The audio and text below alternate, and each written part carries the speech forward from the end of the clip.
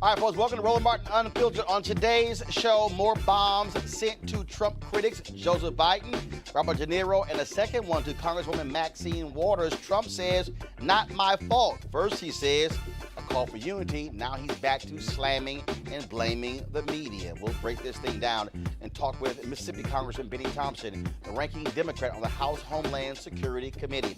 Also, 6 organizations concerned with civil rights unite to pressure social media to get the hate and racist content off of those platforms. We'll talk with Christian Clark, the Lawyers Committee for Civil Rights Under Law. Also, Time Magazine quotes Michael Avenatti as saying the 2020 Democratic presidential nominee better be a white male. Really? He'll be right here on Roland Martin Unfiltered to explain those comments. Also, another clueless white woman wears blackface to a Halloween party. Didn't she watch me on Megyn Kelly's show? Speaking of Megyn Kelly, NPR's reporting she is out at NBC. We have the latest details on that as well, plus election updates from Georgia and Florida, including Andrew Gillum again destroying his opponent in a debate last night. Wait till we show you this video. Plus, we'll also tell you the latest what's happening at Prairie View A&M University, where they're fighting with officials in Waller County, Texas, to get those students the ability to vote on their campus. Also, we continue our series on discussions regarding the black press. We have the author of the book, The Rise and Fall of the Associated Negro Press, The Jim Crow Paradox. That's right, we'll be talking with one of our greats about that as well. Plus, I promised you the video of Niecy Nash, folks, with advice for calling for white folks who keep calling the cops. Yo, wait till we show this video. Y'all gonna really enjoy that one. It's time to bring the funk. Roland Martin Unfiltered. Let's go.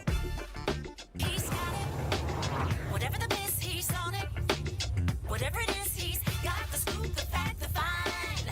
And when it breaks, he's right on time and it's rolling. Best believe he's knowing. Putting it down from sports to news to politics. With entertainment just for kicks, he's rolling. It's on go, y'all. It's Roland Martin, yeah. Rolling with Roland now. He's funky, he's fresh, he's real, the best, you know he's Roland Martin now.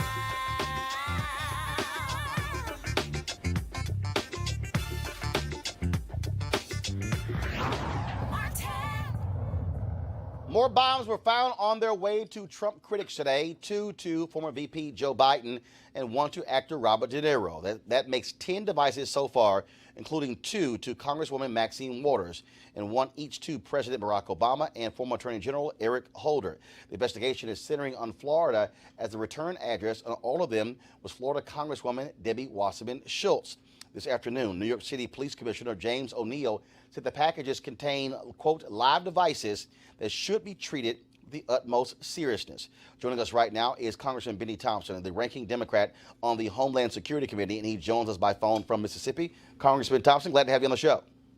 Yeah, thank you for having me, Roland. Latest information that you have received, obviously the FBI and others are investigating this. This is of serious concern to have this many devices that they say are live devices going to Democrats. Well, absolutely, and I just had a briefing by the Secret Service on their part in this, and clearly it's an ongoing investigation. It's one that concerns a lot of us. Some of the people were people being protected by the Secret Service, but a lot of the other ones, ordinary citizens, you know, and to the good work of the postal inspectors and some other people, we're trying to work through that. But it's an unfortunate situation. It's an act of domestic terrorism that I believe has been manifested by Donald Trump's rhetoric. And I'm being straightforward. Everybody on the list is a Democrat. Everybody on the list he's talked about in one form or fashion on numerous occasions. And, you know, there are some crazy folk out here, Roland. And if you hear the President of the United States saying body slam somebody, or if you get locked up, I'll get a lawyer to get you out. Some people take that for what it's worth and say, well, you know, that means if I do something, he might protect me. And that's the kind of language that I think Donald Trump has been putting out there, that some of these folk who, for whatever reason, believe in. And that's not who we are as a country. We stand for right, but we also want people to understand that freedom of assembly and speech is granted, and you just can't be a bully just because you're the president.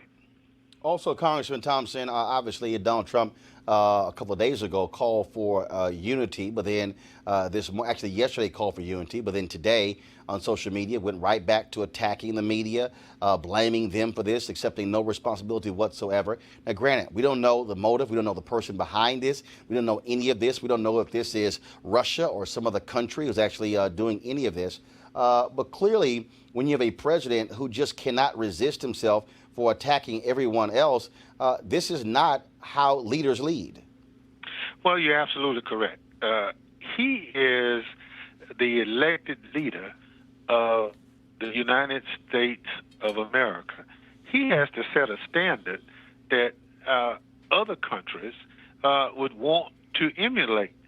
He has lowered the standard to about as low as it can go, to be honest with you. Mm-hmm. But more important, Roland, is the fact that we as a country historically have been open and available to oppressed people. We understand individual differences, and that's what has made us great. Now our elected president decides that it's all about him, and anybody that disagrees with him, he attacks. I have a grandson who's 13 years of age. If that becomes a standard, what can I tell him? He said, Papa, if the president talks about people, why can't I do it? So there are some real life issues that the president has just destroyed by all this attacking of people. Congresswoman Maxine Waters, a good sister. If you disagree with her, fine. In America, we settle our differences at the ballot box. We don't send a bomb to you because I disagree with you. And I think that's the misinterpretation that's occurring with all this rhetoric from Trump. All right, then. Well, Congressman Benny Thompson, we're certainly watching this story as it develops. It is certainly a scary one, and we thank you for joining us to explain what you know thus far. Thanks for having me. All right, folks. Speaking of California Congresswoman Maxine Waters, as I said, she had 2 packages that were addressed to her, one sent to her D.C. office. Now, she's been a fearless critic of Donald Trump, and she told Blavity she knows exactly who is to blame. I think the President of the United States should take responsibility for the kind of violence that we're seeing for the first time in different ways. I think the President of the United States has been dog whistling to his constituency, making them believe that their problems are caused by those people over there. And I think that they're acting out what they believe the President wants them to do and the way that he wants them to act. As a matter of fact, if you pay attention, or you paid attention to the President during his campaign, when he talked violence, he talked about beating up on people and taking them out on a stretcher, and even said he would pay their lawyers' fees to get them out. Just the other day, he was laughing and basically appreciating the fact that a member of Congress had slammed a journalist, and he mimicked and mocked the slamming of that journalist, and he, in his own way, really does do a lot to promote violence. All right, well, let's go to our panel. Dr. Greg Carr, Chair of the Department of Afro-American Studies at Howard University, Barbara Arnwine, Executive Director of the Transformative Justice Coalition, and Malik Abdul, National Communications Director, Black Conservative Federation. Barbara, I'll start with you. When you look at this, again, you had Trump coming out in a White House statement calling for unity, and then he immediately goes right back to blasting the likes of CNN, saying it's the media is causing all of this. This is a moment where, again, 10 devices have gone out to folks like George Soros, 2 former presidents, a former Secretary of State, a former Attorney General, a member of Congress, a former Vice President, an actor. You would think out of all the moments, this is where Trump would just resist his natural urge to trash folks, to fight, and to actually act like a damn president. Well, Roland, we know that the Russian agenda has been to undermine democracy, confidence in democracy. How do you undermine democracy more than by sending bombs to people and threatening people? I mean, this is, Trump, we know, is in allegiance with Putin. And I think that he basically does not respect democracy. Well, first, again, that he loves dictatorship. Well, the first thing, we don't know who is behind this, Malik. Right. But again, and I'm not saying that it is Russia. No, but again, no. First of all, we don't know. It could be, look, it could be anybody. It could Right. be somebody on the left, somebody on the right. It could be Russia. It could be China. Of course. We don't know. It could be ISIS. We have no idea. But Malik, how, at some point, I mean, as a Republican, when does this man act like a president and stop acting like a damn high school bully? Well, this is who Donald Trump is. This is who Donald Trump has been for a while. There are things, obviously, that I would like for him to do differently. Unfortunately, he does not do those things. But what I reject is the notion that somehow, if a president is presidential, then all of the rest of us, they would say back home, have some act right about us. It's just not true. Obama was a model president, but people didn't treat each other right when Obama was in office. But the point, though, of leaders. No, I get that. The point of leaders is to lead. He should not engage. The point of leaders is to that. act right. Right. The point, and then, but again, when you send things out, when you send these tweets out, and when you see them, and you listen to the absolute nonsense, when you look at him complaining about the New York Times and his cell phone, dude, former staffers say he uses cell phones that are not protected, that he uses non-government cell phones. And all he does is just go, what the hell, I'm just going to go ahead and lie about it. I'm just going to go ahead and lie about it. You know, and then, and again, it's this constant attack.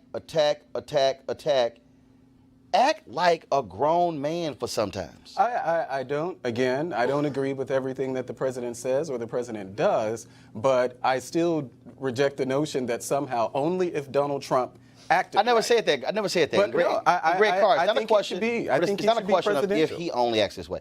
Again, but be a grown up, Well, I mean, or at least fake it. Roland, I think Donald Trump is the most useful clown to ever occupy the Oval Office. Because what's not, no, seriously, because what's not on the front page? The Saudi story. What's not on the front page? The fact that I'm so glad our friend Kristen Clark has joined us because 2 federal judges, the Ninth Circuit Court of Appeals, had a 20-minute hearing with 2 sitting senators there, including Orrin Hatch, while we're talking about Donald Trump talking on the phone that the Chinese and the Russians and everybody else is tapping, while he has the blessing of talking crazy to get, and talking about this fake caravan business to get all that other stuff off the front page. In other words, finally, while this fool is ranting, the people who are using him are very openly going forward with their agenda to transform this country. When you spoke about that, of course, 6 organizations, the Color of Change, the largest committee, the Civil Rights Under Law, the National Hispanic Media Coalition, Southern Poverty Law Center, and the Center for American Progress and Free Press are asking the tech industry to take a firmer line against hate groups that use their platforms. These organizations want tech companies to prohibit hateful activities and gear more resources towards enforcement. Joining us right now is Kristen Clark, who leads the largest committee for Civil Rights Under Law. Kristen, this is obviously, you look at Twitter and other companies, they got rid of Alex Jones from their platforms, cutting off their access to the likes of YouTube, to Twitter, Facebook as well. But then, of course, they circumvented that by having other staffers who were still on there. Then they got rid of 14 more of those accounts. Then when you look at Facebook, who says that, well, you know what, some people we can get rid of, some people we can't get rid of. Well, look, the reality is that hate is on the rise, and a lot of the hate activity that we see in our country today doesn't start on the streets, it starts online. It starts when people get together and literally incite people to violence. And too often we're seeing that violence targeting African Americans, Latinos, gays, and other protected We minority just saw 2 groups. black people who were shot and killed yesterday That's in a right. grocery store That's in right. Kentucky. And it's time that we hold the tech sector accountable. What we did is we spent 9 months consulting with experts in the space, and it's now time that we hold the tech sector accountable. We've put out best practices and policies that we want social media platforms to adopt. It's about holding them accountable, promoting transparency, and really putting them to the task in terms of filtering out. It's not about speech, but filtering out activity on these platforms where you are talking about, you know, organizing activities like what we saw in Charlottesville.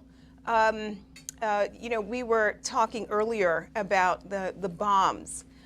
It is a reflection of the dark, toxic era that we are in, and we think that the tech sector has a role and responsibility to do more to stamp out hate. Have they responded?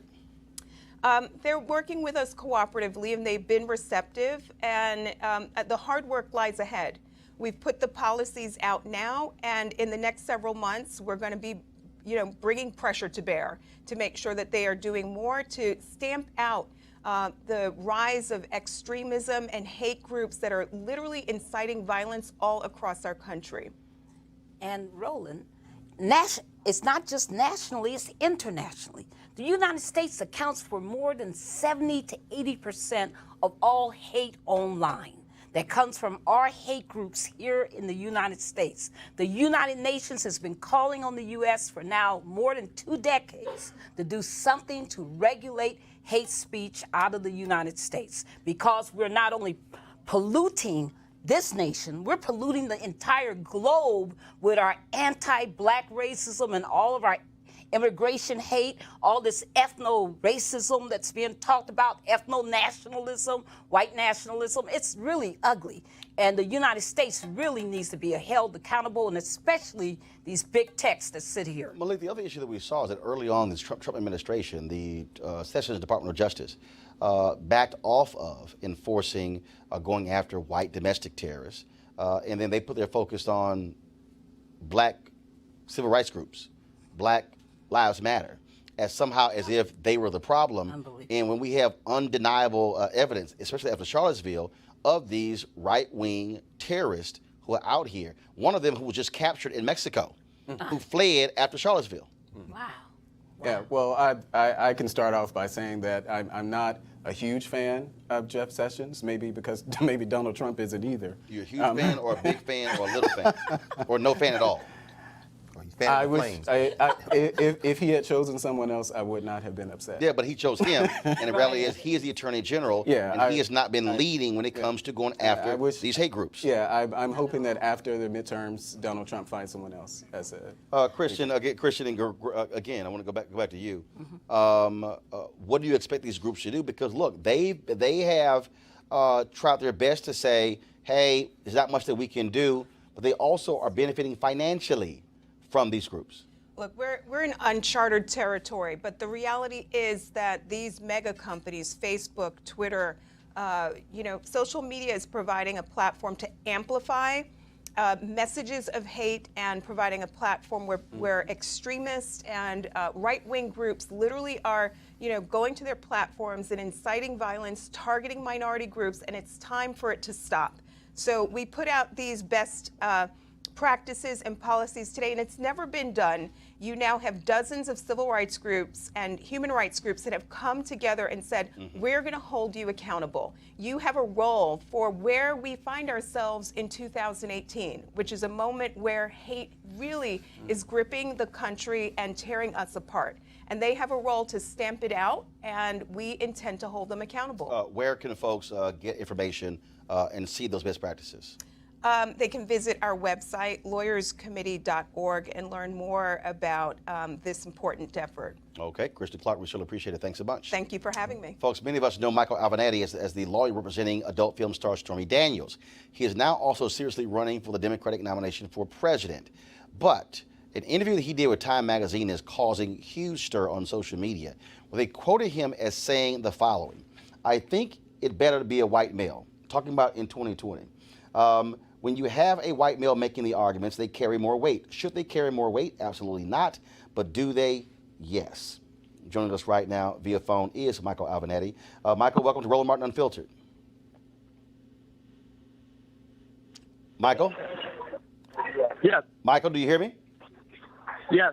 Thanks for having me. How are you? Great. First and foremost, this article that ran in Time magazine, when did this interview take place? For the last. Okay, Michael, you're breaking up there. Okay, do you hear me now? Can you hear me now? Yeah, can you hear me? Yes, yeah, now I can hear you. So when did this interview take place? So the interview took place over the last few months in various points in time. So if this was a profile being done on you, so there were multiple interviews? Correct. Do you recall if the interview was recorded or notes were only taken? At various points in time, I believe it was recorded, and I believe that notes were taken at other points in time.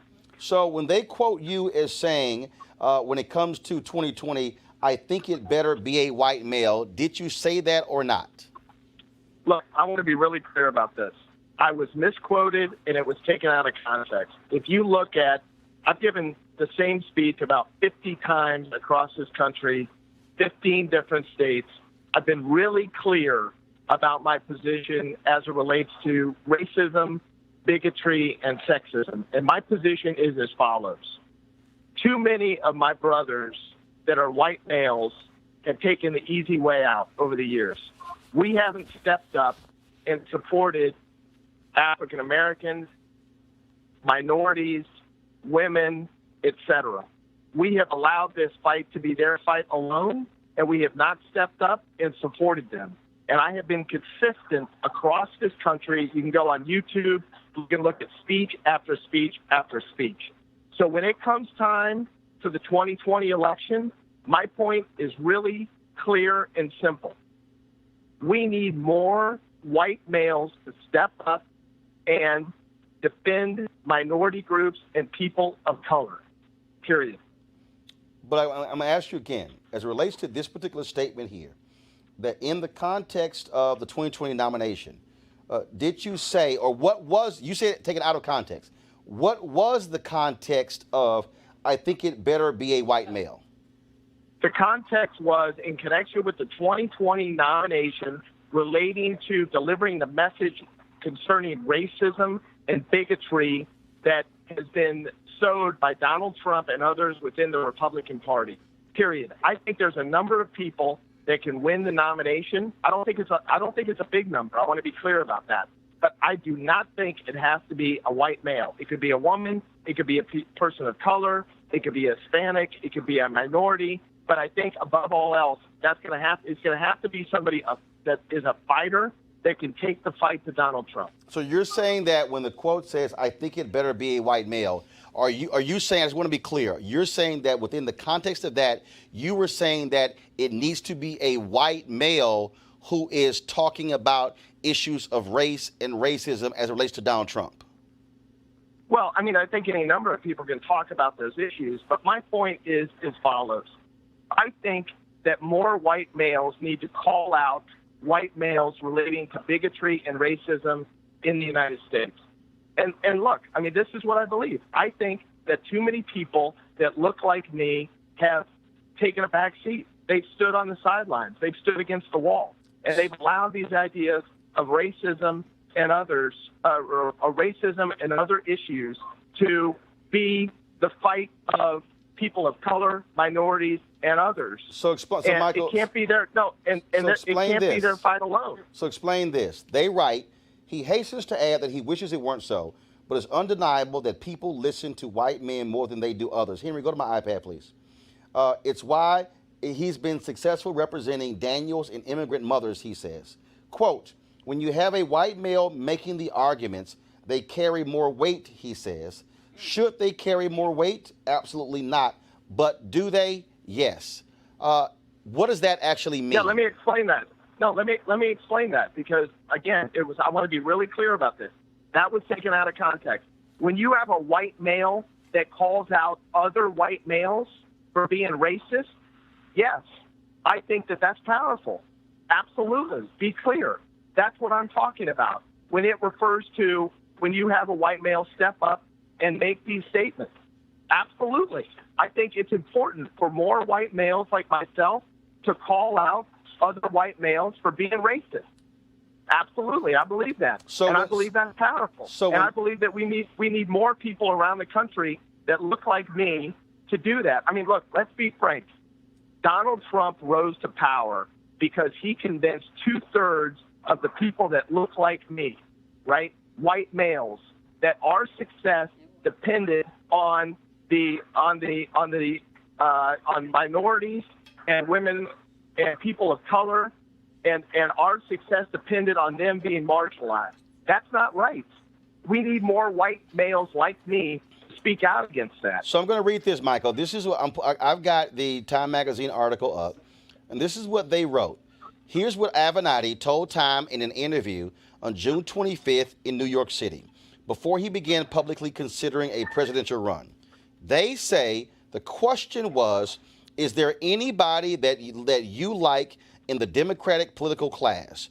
Or do you think the 2020 nominee should be someone from outside politics? Time magazine says that was the question. They say your answer was, I think it better be a white male. Then they said, really? Then they said, you said 100%. And I don't say that because I want it to have to be a white male. I say that because of just the realities of the situation. I think if the Democratic nominee, anyone other than a white male at the top of the ticket, they're going to lose the election. And so I'm reading, and so as I read this again, and then it says, I'll be willing to bet anything. I feel highly confident in that, and it shouldn't be that way for this election. Question, but just because the electorate is too racist and sexist, they say because of where the electorate lines up and where Trump's strengths lie, I think if you nominate, then they went on. So Time Magazine says they're standing by their article, and they're saying that your comment about, I think it better be a white male, was a specific response to their question. Are you saying that Time Magazine is wrong? Look, I've answered the question. I've been very, very clear about this. Look at over 50 speeches I've given across the country. I mean, again, I don't know how I can be more clear in what I've already said. I stand behind everything that I have said. People can go on YouTube. I They can look understand. at exactly. No. Let me just finish. No, go ahead. They can go on YouTube. They can go on YouTube and look at what I have said consistently. Okay, I am confident that your viewers, listeners, etc., agree with what I'm saying. More white guys need to step up and call out white guys. Period. I've been consistent about this. But Michael, here's the issue though. I'm a journalist. I've been one since I was 14 years old. Time says that this was an interview and exchange back and forth. I don't know if this interview was recorded, so therefore, that way none of us can actually hear the context and the nuance of the conversation. But what Time Magazine has posted on their website, time.com, they have posted what they say is a direct question, answer, question, answer, question, answer. And what I'm asking you is, are you saying... I haven't seen it. Oh, I haven't seen it. I can't comment on it. Okay, No, wait a minute. No, hold on. I'm going to finish my question. I'm going to finish my comment. Then you can go ahead and answer. So, again, and I'll send you the link so you can actually see it as well, and that's fine. But what if you say that they got this wrong, then what are you going to do next? Are you going to ask them to produce the recording? Look, I haven't decided what I'm going to do next.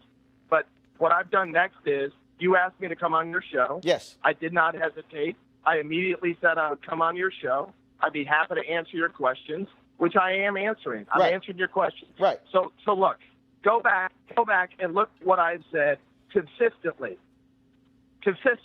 for the last 4 or 5 months. Okay. The bottom line here is, and again, I think I gave the first speech in July or June of this year. And I've given the same speech across the country. I've said the same thing. I have called out other white males relating to the fact that they've taken the easy way out and have not done what they should do in connection with calling out racism, bigotry, and sexism across this country. Okay. Well, here's the deal. I would love for Time Magazine, if you said that you were taking it, because look, I totally understand. I've seen folks who have been taken out of context. I've also seen people who have said they were taken out of context. They actually were in context. I would hope that Time Magazine would release a recording of the conversation. I've sent via DM to you the link of their actual story so you can actually see what they have posted on their website. And then hopefully this will be clarified and cleared up. Let me ask you a couple questions. Yes. Let me ask you a couple questions. Who do you think is best positioned to beat Donald Trump in 2020, assuming the economy stays where it is? Sure. First of all, right now, there's no one person you can argue right now who's best positioned, because if you go back to 2007, Michael, I'm answering. The likely candidate. Michael, here's the deal. I'm answering your question. In 2007, in February 2007, in Springfield, Illinois, when I was there freezing my butt off when Obama announced he was running for president, the reality is from February through August of 2007, he was 20 points down to Hillary Clinton. He was down among African Americans. Everything changed for him at a debate in Iowa when she screwed up the question about illegal immigrants getting driver's licenses. The entire race changed. The reality is this here, and I've been saying this for 2 years. To get the best candidate, they have to run. Who do I think is going to be there? I do believe Vice President Joe Biden. I know a former Attorney General Eric Holder is looking at it. I know Senator Kamala Harris is running. Senator Elizabeth Warren is going to run. Senator Bernie Sanders is going to run. I do believe that potentially you're going to have former New Orleans Mayor Mitch Landrieu also run for president as well. I can't say right now who can beat Donald Trump because they haven't gone. My question is different. No. Look, let's have an honest discussion. Go ahead. My question's different. I want to push back for a minute. Go ahead. Let's assume that it's October 2020, not October of 2018. You and I both know who's likely to run. So let's fast forward. It's October 2020. The environment is the same. The economy is the same. I'd like you to tell me right now who is the best person that has the best opportunity to beat Donald Trump of the likely candidates, and we can include everybody you just stated. Here's why you can't answer that question and why it makes no sense. Because the two top Republicans who they said stood the best chance of beating Hillary Clinton were Tim Pawlenty, governor of Minnesota, and Scott Walker, governor of Wisconsin. And guess who were the first two candidates to drop out? Tim Pawlenty and Scott Walker. This is what I know, Michael, and I've been doing politics my whole life. The rigors of a campaign are different than sitting here looking at a sheet of paper. A person can give a speech in 2018, and oh my God, they sound great, they sound wonderful, they're a fighter, but when they get in the ring, they get their behinds kicked. I can tell you, Michael, that Fred Thompson had all the attributes. Another Ronald Reagan, tall, strong, senator from Tennessee. He ran one of the sorriest campaigns in history. And so the question really can't be, Michael, I'm here. So the question, the reason the question can't be answered is because until a person goes through the rigors of a campaign, then you never see how they fare under the stress and stand the test of that sort of rigorous deal. Everybody looks great right now, like Mike Tyson said. Michael, everybody got a game plan until they get hit first. No. Listen, I don't disagree with that. All I'm saying is, let's just assume that everything was the same in 2020 as it is right now. I want you to tell me your pick. Tell me the person, please. Tell me the person that you think has the best shot right now. Michael, and I'm going to say to you again, and I gave you 3 names already, who all the people, including me, I thought Scott Walker, out of all the Republicans, stood the best chance in October of 2015 of running against Hillary Clinton. He was the second one to drop out after Tim Pawlenty. So that's my point. So it doesn't make sense saying, who do I think today, until the person goes through the rigors. Michael, I've hired people who I thought could be an anchor. I hired one, and you know what? On paper, she was great. In the interview, she was awesome. Everybody loved her. You know what happened the first day she went on the air? She sucked. We took her off 5 days later. No, I hear you, and I think you make a good point. So until you go through the fight, you don't know. So all I'm saying is you got to go through the battle to see who can survive the war. Look, and you know what? I don't disagree with that, but here's my point, okay? There's a lot of people that are going to run, and they'd make a great president, and they'd make a far better president than I would, but they've got no shot of beating Donald Trump. Well, actually, and if the Democrats nominate, Michael, you're actually wrong, because if you study the math, I understand your point, but Michael, I'll give you an example. Donald Trump won Florida in 2016, correct? Correct. There's a ballot initiative in Florida that's likely to get passed that's gonna give voting rights to 1.6 million formerly incarcerated. If that initiative passes on November 6th, Florida is completely changed. Donald Trump cannot go into Florida yelling law and order, because that means 1.6 million eligible people right now living will have the right to vote. Florida could flip overnight if a Democrat runs a strong criminal justice reform plan. If they even pick up 25% of those 1.6 million, they destroy the Republicans. So Florida, let me tell you something. From your lips to God's ears, I hope you're 100% right. I think that would be a phenomenal thing for Democrats. It's polling at 72% right now. I will just tell you, I've spent a lot of time traveling around the country. I've spent a lot of time in a lot of key electoral states over the last 2 to 3 months. This guy, unfortunately, Donald Trump, is not to be underestimated. I agree. And whatever the Democrats do, look, whatever the Democrats do, whether it's someone of color, whether it's Hispanic, whether it's somebody that's white, whether it's male, whether it's female, it doesn't matter. At the end of the day, They have to nominate somebody I that agree. has the best shot of beating Donald Trump. That's all I'm saying. Last thing, Michael, and I'm just saying, and the reason I reached out to you, I know you've been traveling around the country, but this story right here, Michael, is a problem. Right now, and when I say it's a problem, there's no group. Republicans told me that with Reince Priebus sitting right next to me, saying that there's no group that hates Republicans more than black women. And this comment, Michael, the Times reporting is not going to go over well with black women. And all I'm saying, Well, let me just say something. I'm just letting you know. I'm just letting you know. And I'm just telling you something. When I travel around the country, okay, African men and women are very, very supportive of my potential candidacy. And let me tell you why. Because I'm a fighter. And because they want a fighter, because they've had to fight for every damn thing they've ever had in their lifetime. So I have to tell you, hey, Michael, across this country, wait a minute, let me just finish. Across this country, I have enjoyed and been honored and humbled by the amount of success, the amount of support that I've had among African American men and women.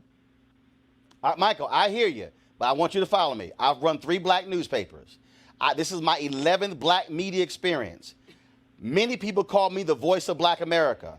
And I'm telling you right now, this Time article is going to be a problem for you, especially Senator Kamala Harris, Senator Cory Booker, Deval Patrick, former governor of Massachusetts, and a former Attorney General Eric Holder, all considering running. And the reason I want you to come on to explain this, because either Time magazine is going to have to release the recording, they're standing by it, but I'm just letting you know, this is not going to go over well with black people. And I'm not. Look. I'm just letting you know. And guess what? Look, You can't even get close to the nomination without black people. Ask Senator Bernie Sanders when he ignored black people for 6 months. Whoa. Have I ever suggested otherwise? No. What I'm saying is, when you said, who do you think is going to be the person to beat Donald Trump? We need a fighter. Let's be honest. You want to be that guy. You do. And I haven't decided. Listen. I haven't decided what I'm going to do. I've been really clear about this. My life would be a lot easier if I did not do this. Okay. But I understand. Let me tell you what. Let me tell you what I believe. Okay. In 2020, we have an enormous amount at stake in this nation. We're talking about a fight for the republic. The Democrats can't screw this up. I agree. Democrats better nominate. The Democrats better nominate somebody that can beat Donald Trump. Period. That is the absolute goal. You don't get a chance to govern unless you win. I agree. Let's be clear about that. I agree. All I'm saying, Michael, is this is going to be a problem with black folks. And I'm saying, I asked you, what are you going to do next? You should be saying to Time magazine, if they misquoted you, release the recording to show it, because the way people are seeing this is you saying it better be a white man in 2020. Well, you know what? I disagree, because a lot of African American men and women have reached out to me this afternoon. Michael, brother, I'm serious. I just want to let you know, between me and you, who knows black people? Michael, I'm just letting you know, bro. I know black people, and I know black politics, and I know how things roll. And the reality is, after 8 years of Obama, and black people actually see the potential of another black president, I'm just saying, it's not going to go over well. But go ahead with your final comment, please.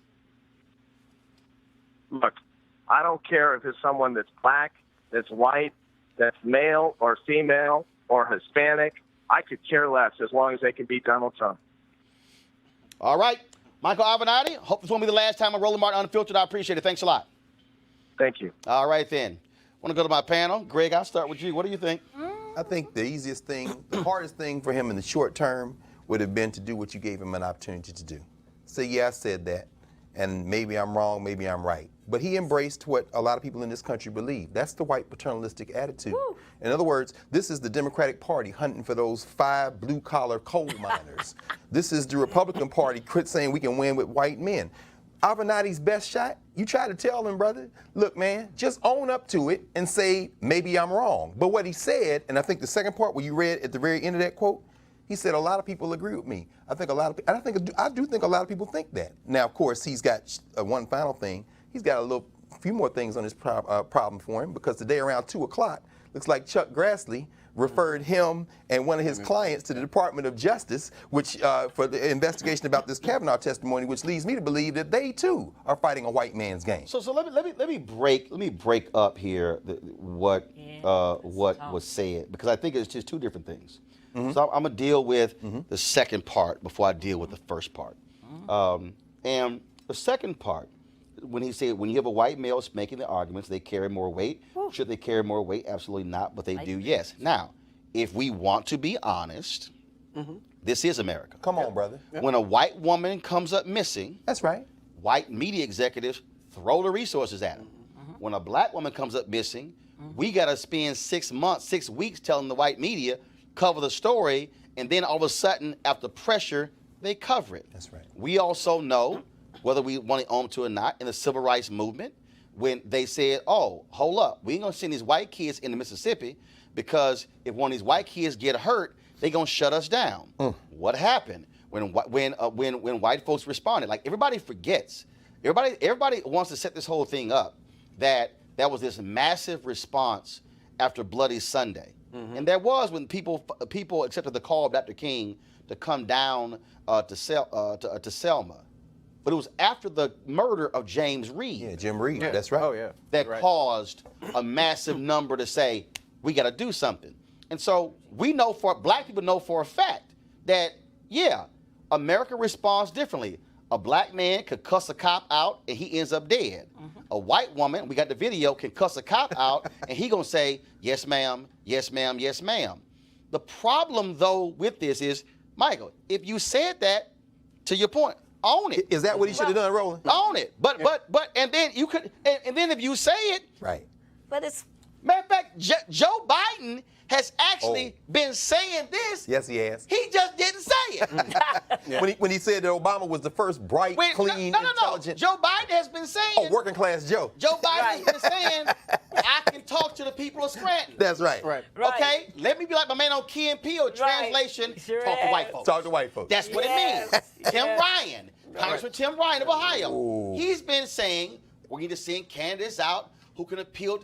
He's saying the same thing. Yeah. Right. They just didn't say it. But it just shows you he's a neophyte, right? Because if he were a real pal, they would be telling him, yes, admit it, get it behind you right now. Right. You know, this is when you get it's no accident that Elizabeth Warren, everybody's doing their bad stuff right now, getting it out, getting it behind them, because that's how you run. Because you got to have that stuff gone so that you run 2019 and 2020 clean. Why did I go on ABC this week?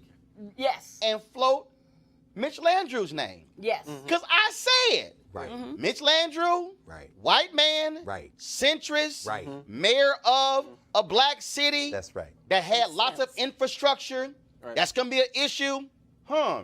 Mitch Landrieu could be an interesting pick for 2020. And it's like, bruh, people understand that. We know the game. We know who Donald Trump is appealing to.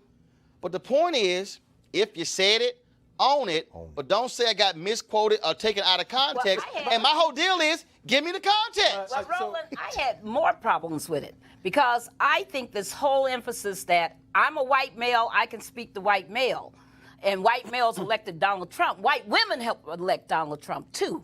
It's a family conversation that white people need to be having. Of white women it's very voted for Donald Trump. That's a patriarchal viewpoint. I mean, we are so sick of this white supremacist, patriarchal, corporatist madness that this country is tied up in.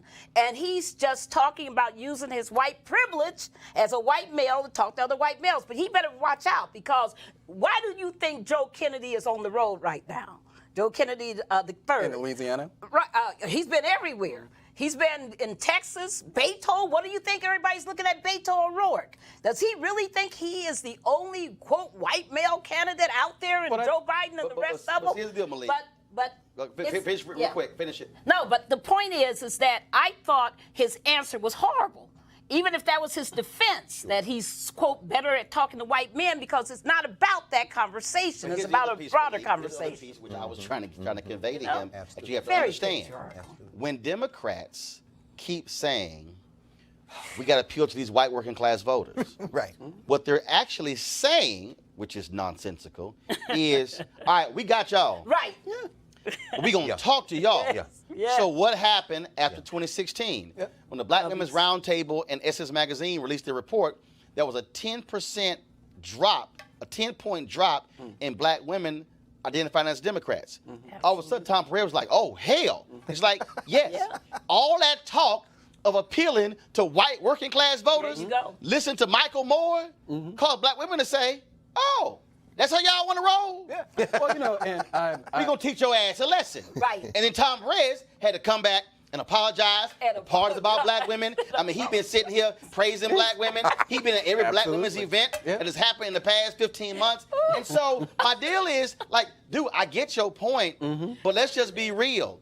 If you don't turn out Black people, if you don't turn out Latinos, if you don't turn out women, you can go talk to all the white men you want to. Your ass is dead. Well, I think you can. I forgot today's date, but I think you can forget it at this point because this interview, just like your interview with Megyn Kelly, this is one of the things that's going to go down in history. So whatever he thought he was going to do as far as running for president, you know, I can say just on the outset that I don't know Avenatti. I don't think he's a racist. I think he should have apologized for that. I don't think because he said what he said that he's a racist, but it's gonna cause a problem. And for him. again, look, I get context. Yeah.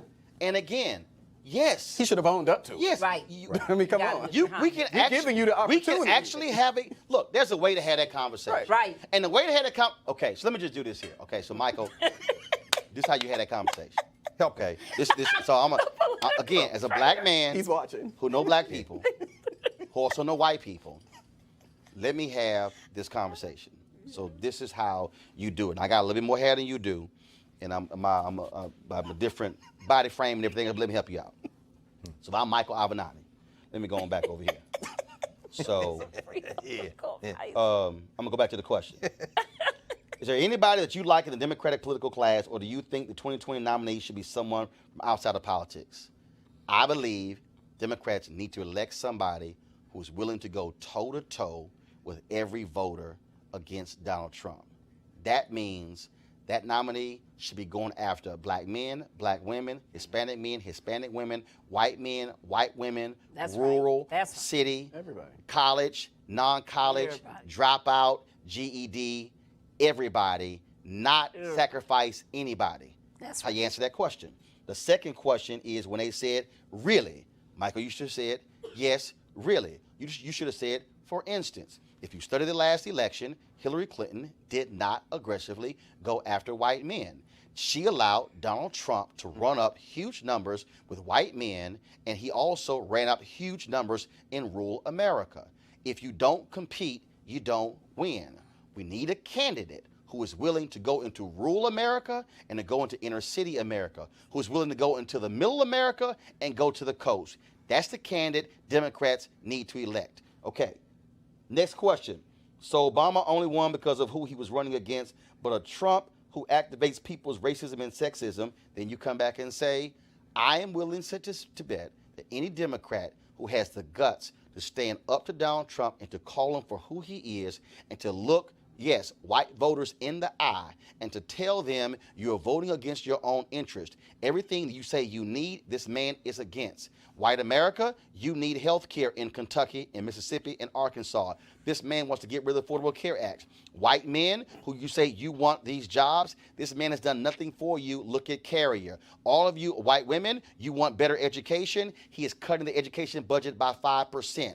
White men and white women in Virginia, you say you voted for Trump because of the opioid crisis. He's done nothing when it comes to the opioid crisis. And so Democrats need to be able to challenge Trump on turf that has been uncomfortable for them. And that means going to places like Tennessee, Arkansas, West Virginia, and looking them in the eye and say, I'm here because I want your vote, because I'm willing to help you. Michael, that's actually saying the same thing without actually saying it. That's how politicians talk. Yeah. You didn't do it. And all I'm saying is, don't run from it, own it, and accept it. Roland, but again, he couldn't hear you because of what Barbara said. Yes. He's a novice. Right. What you raised, and he thinks he's doing electoral math. He said, I've been around this country. What he really meant is, I've been in these white enclaves. Now, I think buried in what he couldn't hear with you was the Florida issue. You're looking at Florida, which will be blue. It ain't going to just flip. It's going to, oh no. Bro, Them 1.6 million if you will get the right to vote. Come on. You can't walk your ass in there talking about law and order. If Florida had flipped, Donald Trump would have been the president. He couldn't hear you. He also couldn't hear the demography of Texas or Virginia. There's a gerrymandering initiative on the ballot in Michigan. Come on. Right. Yeah, but you know, I don't think it has much to do with him Ohio. being a novice. I just think it has to do with being a white male. I think it has to do with him just being a white male. I would accept it. I don't think it's some of it together. But because he No, Barbara, privilege. Malik is right, because I'm telling you, Some of it is all his these Democrats, after Trump won, it was sort of like, oh my God, white men, oh, white men, white men. What we gonna do with white men? And I'm going, did y'all look at the math? Right. No. Your dumb asses lost by 70,000 votes in 3 states. Right. If you had actually fought, you actually went there and understood what's happening in Wisconsin with voter ID, or 200,000 were impacted. Absolutely. Hillary didn't even go there. Right. If you'd actually gone to Pennsylvania and listened to black people who said, hey, boo, west of Pennsylvania is Alabama. You better run up some serious numbers with black people to offset all these white folks. That's right. The reality is, she didn't even compete Didn't for bother. rural whites because they thought they had it in the bag. So it ain't hard to beat Donald Trump. Numbers don't lie. Right. White women are fleeing Donald Trump. Like he crazy. is not going to get the same percentage of college-educated whites Not in at all. 2020. No. The electorate also is going to be, for the first time, under 70% white. It's Yes. likely going to be around 67 or 68%. So if you have a focus, you do what Stacey Abrams is doing. Right. Stacey Abrams like, I ain't she's chasing killing white it. women. Roland. She's like, I'm going to turn out She's my people killing it. and others. And it's neck and neck. One of the best. Final comment before I go to my next One of the show. best things I heard Stacey Abrams saying, you said this about poor white people. When she told her poor white people in Georgia, wouldn't anybody pay $1 and get 9 back? That was her way of explaining what expanding Medicare would be. Right. Anybody, the dumbest white person would be like, oh yeah, I want $9 for $1. Exactly. Stop. Do what Jesse did in 84 and 88. Talk to these poor white people. Go to Appalachia. Right. And win this election. No, but Malik, I'm It can telling be you. done. I'm telling you. Look, I say this to Obama directly. Bruh, go to the whitest, brokest, That's right. reddest part of Mississippi and Alabama That's right. That's That's right. and Louisiana. He willing to go anywhere. And tell them, all y'all from this county, these are the latest stats. You have the sickest county in your state. Y'all are sick. These are your stats. Yes. And they're going to sit there and go, Opioid. And then you going to say, the Affordable Care Act, I passed that Come on. for y'all, For you. for you. And then you say, Barbara, you got health insurance now? Yeah, breast cancer. That's right, now I got health insurance. So-and-so, so-and-so. Then you tell them, now going back and tell Jeff Sessions, why is he standing in the way? Come on. You from Get the out the sickest. way. I said, and then go to Mississippi and go to the next state. That's right. I said, damn it, stop going to suburban Virginia Right. and suburban Ohio, Thank you. touting the Affordable Care Act. Go where the broke white folks are. What everybody forget, President Lyndon Baines Johnson did not launch the war on poverty in the damn Mississippi Delta with some poor black people. Nope. No, he went to no teeth, no hair, sick, uneducated white folks in Appalachia and West Virginia. Well, That's they right. take those people for granted, and even in the black community, we see that happen with the party now. The Democrats, a lot of them, they take a lot of the black vote for granted, and they come into the communities when it's election time. So But there's Malik, not do you think that the Republican Party takes those poor whites for granted? In Hell other words, yes. Is poor whites I do. the electoral capture I of do. the... So, Yeah, so how, I do. I mean, and I don't buy it. I mean, Yeah. Ben Sass is a joke with his morality. Jeff Oh, Flake please. is appropriately named. Please. But I'm saying, if Donald Trump collapses between now and 2020, and it's very real which I possibility don't he will. think he He will. will. But Well, I mean, You know, that's okay. whether he does or doesn't. Let's say he's there and he's running. Can he win re-election by running this hardcore white nationalist and guaranteed to win the flyover states with 3 electoral votes apiece strategy? I don't think he's going to do that. I don't think he's How going to. could he change? I don't think he's going to do that. I think he's going to use the same coalition that he used in. Roland just told you he doesn't have that coalition. Well, that coalition is dead. no, I said that that coalition is dead. No, I said that he's going to use the same Yeah, but it's coalition. dead. Whether It's or not dead. they support him, Here's the- that's Right. a different story. Here's But the he's gonna mistake. take the same No, that Here's the coalition's mistake dead. that Avenatti is making, and here's the mistake that all these Democrats that I've seen them make.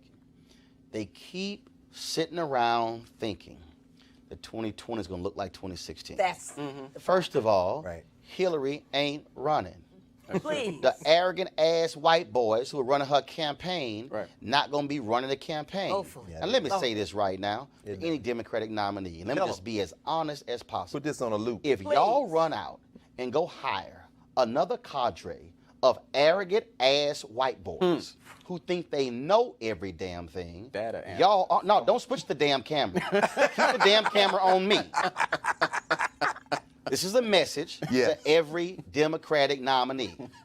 If you run out and put at the top of your leadership a bunch of arrogant, cocky ass white boys who are young, who think they know every damn thing, Yes, sir. you're going to get your asses whooped in 2020. If you don't have black people at the top of your leadership, if you don't have Latinos at the top of your leadership, if you don't have people who know how to listen to the ground, who's going to get their damn heads out of the iPads and the iPhones, then y'all going to lose. This is not hard.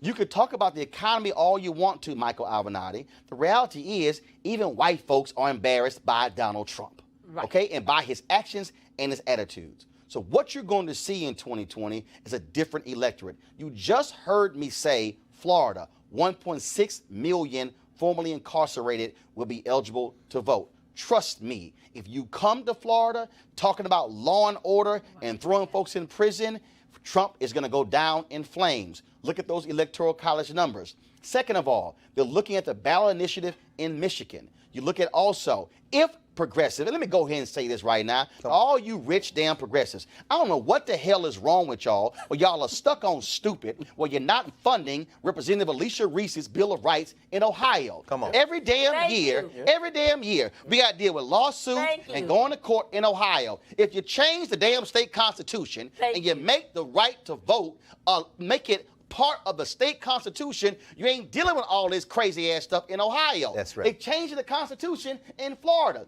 So I wish all y'all with your money would simply call Alicia Reese. All you got to get is 330,000 signatures to put it on the ballot.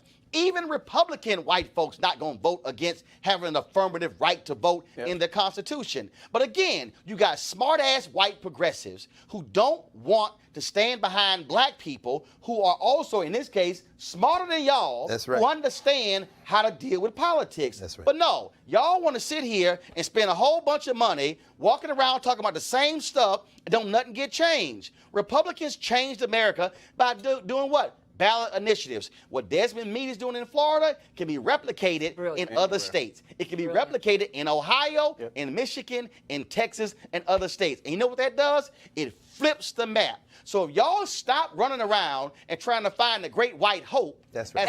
which is really the great white hype, and also even stop trying to anoint the great black hype and understand Watch out now. this All right. all comes down to how do you connect with people.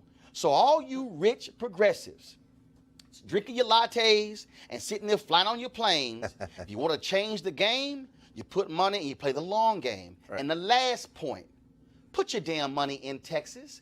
Take Right. $10 to $20 million.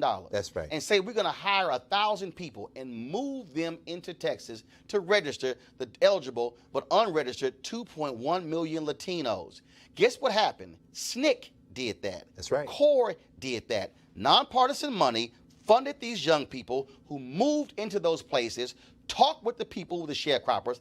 Ella Baker said, take your college clothes off and put your overalls on. Ella And Baker. if you don't believe me, read Barbara Ransby's book on Ella Baker. Come on, brother. She said it ain't pulpit to pew, it's pew to pulpit. If you got to go in and you got to talk to those folks, they got to know you and trust you, then they'll register, then they'll vote. But if y'all walk in there with your damn iPad 2 months out and somehow thinking Latinos are just going to magically register, it's not going to happen. That's And right. so, That's right. Michael Avenatti, you think you know politics because you've been traveling around the country. You don't know. Bruh, I don't know politics. Didn't know he was that big. I've lived politics.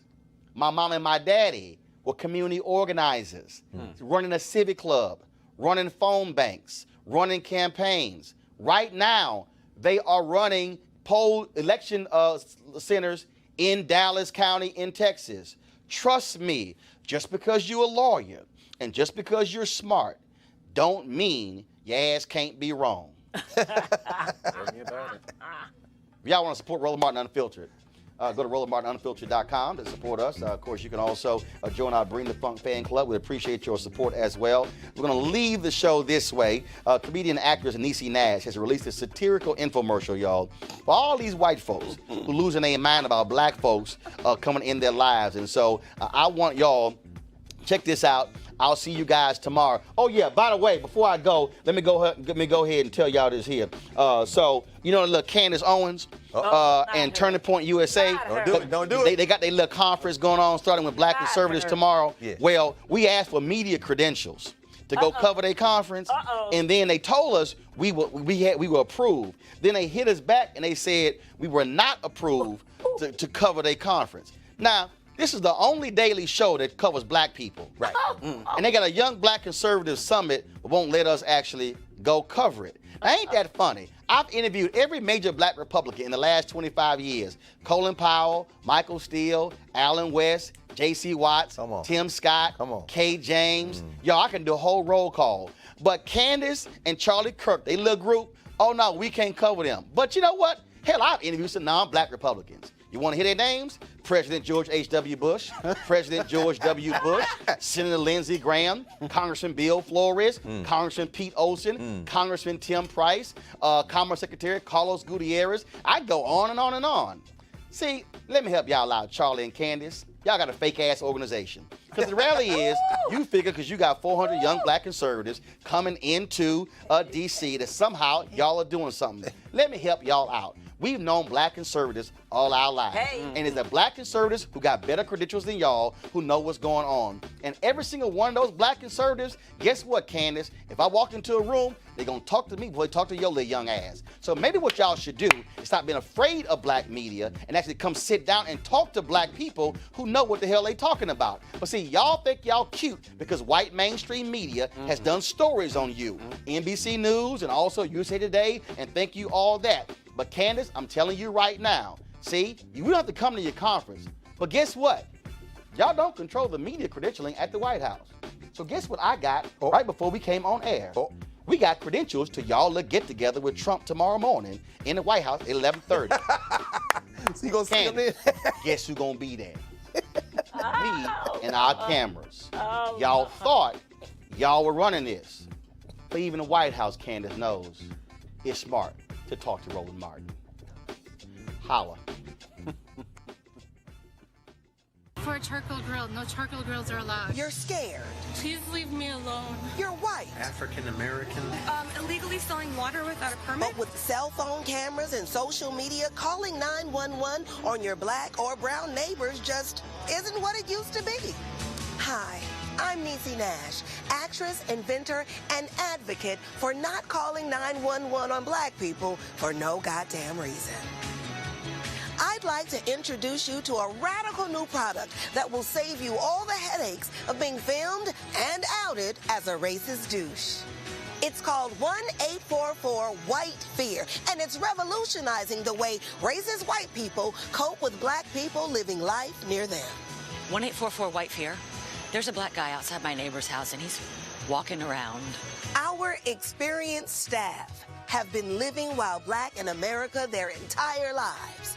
Darren here is a former Obama aide who had the cops called on him for moving into his new apartment. Yes, that is actually your neighbor, Michael. Yeah, no problem. Our records are actually showing that's actually his boat. Yeah, I know. Black people have boats too now. Studies show that people of color are more likely to be arrested, convicted, and serve longer sentences than white people for similar crimes. So calling 911 for non-emergency situations is really just a move. I got so scared when I saw a black guy walking around outside, and so I called 1-844-WHITE-FEAR, and it turns out we're neighbors, and I'm a racist. Now, black people have been helping white people be better since always. So she's looking around and standing there? Irregular Frisbee or ultimate Frisbee? Call it when black people are having a barbecue, taking a nap in a rec room, mowing the lawn, waiting for a friend at a coffee shop, golfing, shopping, enjoying a vacation at their Airbnb, going to work, coming home from work, working while at work, campaigning for office, swimming with socks on, delivering newspapers, buying a house, selling water, parking their car, using a coupon, and so much more. 1-844-WHITE-FEAR. It's a real number for real white people who should mind their own damn business. What's going on here? If you've been a victim of 911 harassment, please email us at 844-WYT-FEAR at nytimes.com.